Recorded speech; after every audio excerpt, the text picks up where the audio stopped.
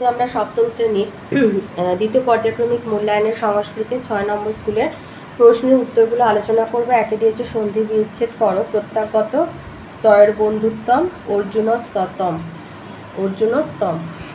প্রত্যাগত হবে প্রতিযুক্ত আগত, তয়ের বন্ধুত্তম, তয়যুক্ত বন্ধুত্তম, আর অর্জুন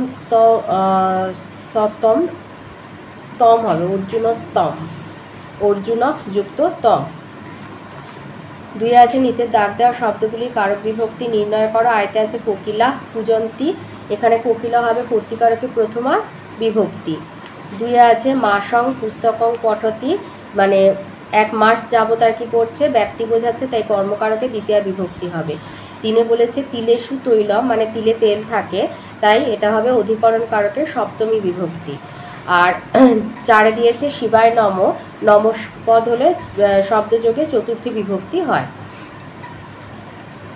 3 আছে শব্দরূপ এবং ধাতুরূপগুলি নির্ণয় করো। মাতৃশব্দের তৃতীয়ার একবচন, মাতৃশব্দের তৃতীয়ার বহুবচন, মাতৃশব্দের তৃতীয়ার বহুবচন হবে মাতৃভি। ওর পরে আছে গো শব্দের ষষ্ঠীর একবচন। আচ্ছা, গো শব্দের এই হলো ষষ্ঠী, ষষ্ঠীর এই একবচন হলো গো, গয়কা দিয়ে বিসর্গ দিয়ে দেবে। এরপরে আছে 3 নম্বরে আছে যুষ্মৎ শব্দের চতুর্থীর একবচন। যুষ্মৎ শব্দের চতুর্থীর একবচন হবে তুভ্যাম বা তে, চতুর্থীর একবচন হবে তুভ্যাম বা তে। 4 আছে স্মৃ ধাতুর লটের মধ্যম পুরুষের বহুবচন।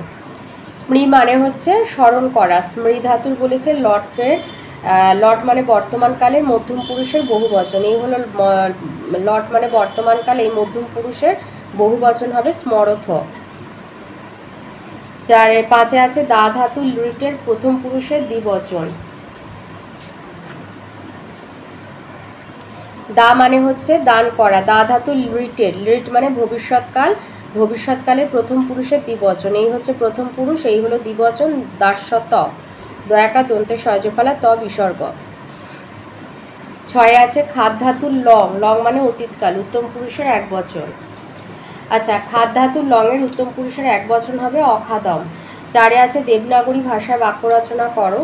সহ আর পতি দিয়েছে, সহ পুত্রেণ সহ পিতা গচ্ছতি, আর পতি তব হস্তে পতি ফলানি সন্তি। 5 আছে প্রতিশব্দ লেখো। লক্ষ্মী গণেশ ও স্বর্গ, লক্ষ্মী হবে নারায়ণী, গণেশ হবে বিনায়ক, স্বর্গ হবে ত্রিদীপ। তো এই ছিল আজকের আমাদের সপ্তম শ্রেণী দ্বিতীয় পর্যায়ক্রমিক মূল্যায়নের সংস্কৃতের 6 নম্বর স্কুলের প্রশ্নের উত্তরগুলো।